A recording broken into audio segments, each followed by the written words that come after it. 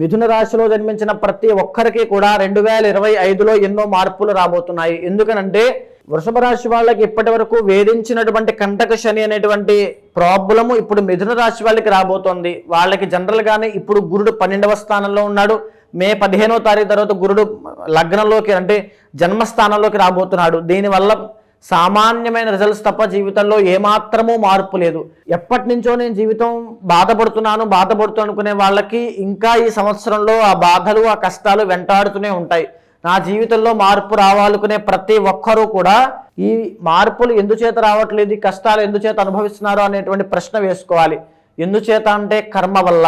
ఈ కర్మ అనేటువంటిది ప్రతి మనిషిని వెంటాడుతూ ఉంటుంది. ఈ మిథున రాశిలో జన్మించిన వాళ్ళకి కూడా ఈ 2025లో అంత మెరుగైనటువంటి జీవితం కనిపించేటువంటిది లేదు.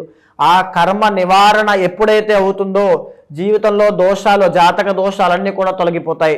ఫిబ్రవరి 26వ తారీఖు మహాశివరాత్రి నాడు నేను చేసేటువంటి కర్మ ప్రాయశ్చిత్త రుద్ర తంత్రంలో ప్రతి ఒక్కరూ పాల్గొనండి.